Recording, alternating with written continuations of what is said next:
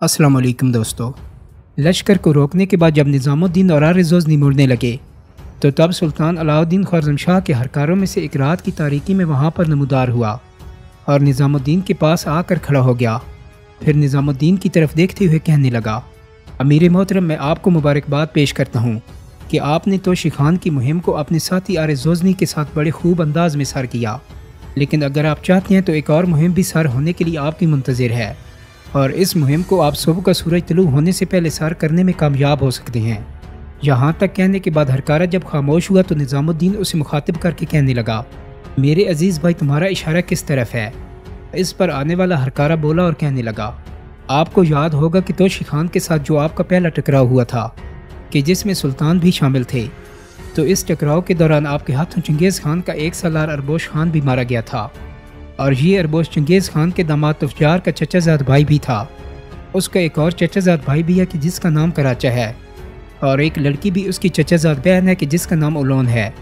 तो इस लड़की ओलोन ने ही चंगेज़ खान से दरख्वास्त की थी कि वो निज़ामुद्दीन से अपने चचाज़ाद भाई अरबोश का इंतकाम ज़रूर लेगी और उससे चंगेज़ खान ने भी इत्तफ़ाक़ किया था। लिहाजा चंगेज़ खान ने इस लड़की को एक लश्कर मुहैया किया है ताकि निज़ामुद्दीन से इंतकाम लिया जाए और ये लश्कर इंतहा दर्जे के खूनखार और तलवार का बेहतरीन तजर्बा रखने वाले मंगोलों पर मुश्तमिल है और ये लश्कर अब यहाँ से 5 मील शुमाल में है। शायद किसी ने उसे निशानदेही की है कि निज़ामुद्दीन इतरार शहर के आसपास है। यहाँ तक कहने के बाद वो हरकारा रुका और दोबारा निज़ामुद्दीन की तरफ देखते हुए कहने लगा, अमीर निज़ामुद्दीन, अगर आप इस मुहिम को सर करने का इरादा रखते हैं तो फिर मैं ओलोन की लश्कर तक आपकी रहनुमाई कर सकता हूँ कि वो कहाँ पर है। दोस्तों, इस हरकारे के इन अल्फाज पर निज़ामुद्दीन ने खुशी का इजहार किया। फिर कहने लगा, मैं अभी और इसी वक्त तुम्हारे साथ मंगोलों के उस लश्कर पर हमला आवर होने के लिए तैयार हूँ। अब चलो किधर का रुख करना है। इसके साथ ही निज़ामुद्दीन और आर-ए-ग़ज़नी अपने लश्कर के साथ बड़ी तेज़ी और बर्क रफ्तारी के साथ उस हरकारे की रहनुमाई में शुमाल का रुख कर रहे थे। दूसरी तरफ मंगोलों का वो लश्कर के जिसकी कमानदारी ओलोन और उसका चचाज़ाद भाई कराचा कर रहे थे, तो कराचा और ओलोन चौंके खुद भी निज़ामुद्दीन की तलाश में थे। चुनांचे यूं ही निज़ामुद्दीन और आर-ए-ग़ज़नी अपने लश्कर के साथ उनके करीब गए तो कराचा और ओलोन अपने लश्कर को हरकत में लाए और निज़ामुद्दीन पर हमला कर दिया। निज़ामुद्दीन और आर-ए-ग़ज़नी तो पहले ही मंगोलों पर हमला आवर होने के लिए गए थे। चुनांचे इन वीरानों के अंदर तलवारों से तलवारें और नेज़ों से नेज़े टकराने लगे। दोस्तों, मंगोलों ने ओलोन की सरकर्दगी में अपनी तरफ से पूरी कोशिश की कि किसी न किसी तरह मुसलमानों के इस लश्कर को ज़ेर कर लें। उन्हें यकीन था कि जो लश्कर उनके सामने आया है इसकी कमानदारी यकीनन निज़ामुद्दीन ही कर रहा है, इसलिए कि उन्हें भी पहले से खबर थी कि निज़ामुद्दीन लश्कर के एक हिस्से के साथ करीब ही मौजूद है। चुनांचे कराचा और ओलोन ने हर हरबा आजमाया कि निज़ामुद्दीन को किसी न किसी तरह चारों तरफ से घेर कर या अपने सामने बेबस करके और उसके लश्कर का सफाया करके उसे गिरफ्तार किया जाए, लेकिन ऐसा मुमकिन नहीं था क्योंकि निज़ामुद्दीन और आर-ए-ग़ज़नी भी मौत का खेल खेल रहे थे। मंगोलों का जो भी सिपाही उनके सामने आता मौत का शिकार हो जाता। तो इस तरह कुछ देर तक वीरानों के अंदर हथियार सलासल की तरह बजते रहे, यहाँ तक कि ओलोन और कराचा दोनों ने अंदाज़ा लगा लिया कि अब उनकी शिकस्त यकीनी हो चुकी है। ओलोन की बदकिस्मती कि वो बहुत से मंगोल फौजियों के साथ गिरफ्तार हो गई, लेकिन बचे खुचे लश्कर को लेकर कराचा भागने में कामयाब हो गया। तो गिरफ्तार होने वाले सारे मंगोलों को निज़ामुद्दीन के लश्करियों ने निहत्था कर दिया। ओलोन चौंकी जंगी लिबास में थी और अपने खुद से अपना चेहरा भी ढांपे हुए थी, लिहाजा उसे पहचाना ना जा सका कि वो लड़की है। लेकिन जब उससे हथियार ले लिए गए तो इस मौका पर ओलोन ने अचानक हथियार लेने वाले लश्करी को मुखातिब करके किसी कदर सख्त और खुरदरे लहजे में पूछा, क्या तुम्हारे इस लश्कर की कमानदारी निज़ामुद्दीन कर रहा है? ये अल्फाज सुनकर मुसलमान लश्करी का चेहरा गुस्से में सुर्ख हो गया। कुछ देर तक तो उसने खा जाने वाले अंदाज में ओलोन की तरफ देखा, फिर कहने लगा, तुम असीर मंगोली लश्करी हो, तुम्हारी आवाज़ भी निस्वानी है। तुम्हें जुर्रत कैसी हुई कि तुमने ये पूछ लिया कि इस लश्कर की कमानदारी निज़ामुद्दीन कर रहा है? तुम हो कौन जो हमसे ऐसा सवाल कर रही हो? ज़रा अपने सर से खुर तो उतारो, मैं देखूँ तो सही तुम कौन हो। और इसके साथ ही वो लश्करी आगे बढ़ा। उसके हाथ में नंगी तलवार देखकर ओलोन परेशान और खौफज़दा हो गई और एकदम उसने अपने सर से खुर्द उतार दिया। उसके बाल बिखर गए। उसका हसीन और खूबसूरत चेहरा देखकर लश्करी चंद कदम पीछे हटा और कहने लगा, मुझे पहले ही शक था कि तुम लड़की हो, इसलिए कि तुम्हारी आवाज़ से मैं पहचान चुका था। ये कहो कि तुम्हारा नाम क्या है? लेकिन इस मौका पर ओलोन ने एक लंबा सांस लिया और फिर कहने लगी, अगर तुम्हारे लश्कर के सालार अमीर निज़ामुद्दीन है तो मुझे उनके सामने पेश करो। اس موقع پر اس لشکری نے اولون کے پاس دوسرے لشکری کو کھڑا ہونے کے لیے کہا اور خود ایک طرف کو روانہ ہوا کہ جہاں نظام الدین اور آرزوزنی کھڑے تھے۔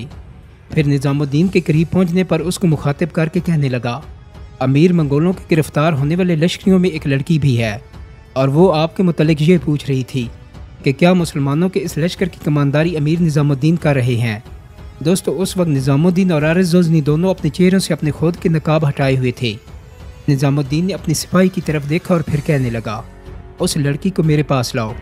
اور جب وہ سپاہی وہاں سے ہٹ گیا تو اس کے جانے کے بعد نظام الدین نے آرزوزنی کو ایک مخصوص اشارہ کیا کہ جس پر دونوں نے ایک دوسرے کی طرف دیکھتے ہوئے اپنے چہروں پر اپنے خود کے نقاب پھر ڈال لیے، اور تھوڑی دیر بعد اس سپاہی نے اولون کو نظام الدین اور آرزوزنی کے سامنے لا کھڑا کیا۔ نظام الدین نے تھوڑی دیر تک غور سے اولون کا جائزہ لیا، پھر اسے مخاطب کر کے کہنے لگا، کیا تمہارا نام اولون ہے؟ کیا تم چنگیز خان کے داماد تفجار کی چچا زاد بہن ہو؟ ویسے میں اتنا تو جانتا ہوں کہ تمہیں چنگیز خان نے ہمارے سالار نظام الدین کا سر کاٹنے کے لیے روانہ کیا ہے، اور تمہارے ساتھ منگولوں کے اس لشکر کی کمانداری کراچا بھی کر رہا تھا، اور تم ہمارے سالار نظام الدین سے اپنے مرنے والے سالار اربوش کا انتقام لینا چاہتی ہو۔ لیکن دیکھو، کبھی کبھی ایسے انتقام مہنگے بھی پڑ جاتے ہیں۔ تم لڑکی ہو، واپس اپنے لشکر میں جاؤ اور کسی سے شادی کر کے پرسکون زندگی بسر کرو۔ تم لشکر لے کر جگہ جگہ بستی بستی کریاں کریاں کیوں سرگرداں رہتی ہو؟ یہاں تک کہنے کے بعد نظام الدین جب خاموش ہوا تب اولون کچھ دیر تک سوچتی رہی۔ نظام الدین نے پھر اسے مخاطب کیا، اب تم کن سوچوں میں ڈوب گئی ہو؟ میں نے تم سے کہا ہے اس انتقام کو بھول جاؤ۔ اگر میری بات نہیں مانو گی تو یاد رکھنا، خود انتقام کی آگ میں جل کر راکھ ہو جاؤ گی۔ آخر اولون حیرت اور تعجب کا اظہار کرتے ہوئے کہنے لگی، میں یہ سوچ رہی ہوں کہ آپ کی آواز میں نے پہلے کہیں سن رکھی ہے۔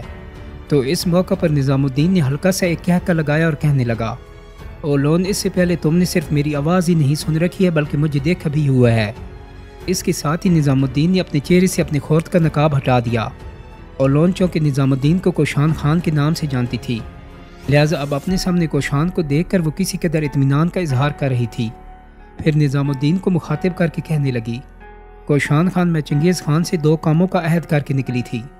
ایک، نظام الدین سے اپنے چچا زاد بھائی اربوش کے مارے جانے کا انتقام لوں گی، اور دوسرا چنگیز خان سے یہ وعدہ کیا تھا کہ میں کوشان خان کو بھی ڈھونڈ کر ضرور اس کے پاس لاؤں گی، اس لیے کہ تم نے وعدہ کیا تھا کہ تم سمرقند جاؤ گے اور پھر وہاں سے چنگیز خان کے لشکر میں شامل ہو جاؤ گے، لیکن تم نے ایسا نہیں کیا۔ تو اس بنا پر چنگیز خان بڑی بے چینی سے تمہارا منتظر ہے، اور وہ یہ خیال کرتا ہے کہ تم جیسا اچھا تیغ زن اور سالار اسے کہیں نہیں مل سکتا۔ یہاں تک کہنے کے بعد اولون جب خاموش ہوئی تو تب چند لمحوں تک بڑے غور سے نظام الدین نے اس کی طرف دیکھا اور پھر کہنے لگا، اولون، اگر میں تم سے یہ کہوں کہ تم جو لشکر لے کر آئی تھی، اس لشکر کو ساتھ لے کر میرے ساتھ منگولوں کے خلاف جنگ کرو، تو کیا تم ایسا کرنے پر تیار ہو جاؤ گی؟ جواب میں اولون نے ایک طرح کی بیزاری سے پہلے نفی میں گردن ہلائی اور پھر بولی، لیکن ایسا کیسے ہو سکتا ہے؟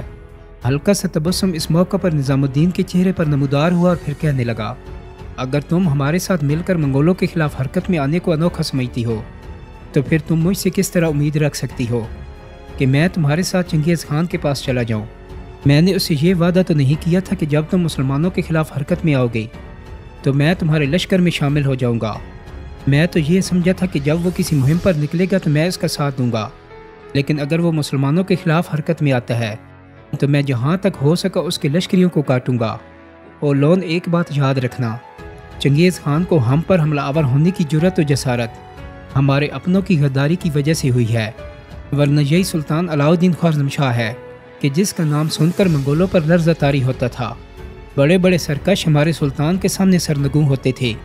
برا ہو بغداد کے حکمرانوں کا کہ انہوں نے اپنی بد فطرتی کی وجہ سے مسلمانوں کی پیٹھ میں خنجر گھونپنے کی کوشش کی، لیکن مسلمانوں پر یہ عذاب، یہ سختی عارضی ثابت ہوگی۔ اولون، میری قوم نے اس سے پہلے رزمگاہوں کے انگند مار کے دیکھ رکھے ہیں، تو اب یہ جو چنگیز خان آیا ہے تو اس کا آنا بھی بہتے پانیوں کے عارضی بہاؤ کی طرح ہوگا۔ جس طرح اجنبی دیس کے باشندے اور اپنی اپنی بولیاں بولتے پرندے چلے جاتے ہیں، تو اسی طرح ایک روز چنگیز خان کو بھی ان سرزمینوں سے نکلنا ہوگا۔ اولون، ایک دن وہ وقت آئے گا کہ چنگیز خان کی حکمرانی نہیں رہے گی، لیکن مسلمانوں کی سلطنت پہلے سے بھی زیادہ طاقتور ہو کر ابھرے گی۔ ہم لوگ تو موت سے رفاقت کا عہد ماننے والے لوگ ہیں۔ یہاں تک کہنے کے بعد چند لمحوں تک نظام الدین خاموش رہا، پھر پہلے کی نسبت زیادہ دکھ بھرے انداز میں کہنے لگا، اولون میں چاہتا تو جس طرح چنگیز خان نے مسلمانوں کا قتل عام کیا ہے تو اسی طرح میں تمہاری گردن بھی کاٹ سکتا تھا، لیکن میں نے ایسا نہیں کیا۔ مسلمان عورت کی عزت اور اس کا احترام کرتے ہیں، اور اس کی آبرو، اس کی عزت اور اس کے ناموس کو اپنی جان جیسا عزیز خیال کرتے ہیں۔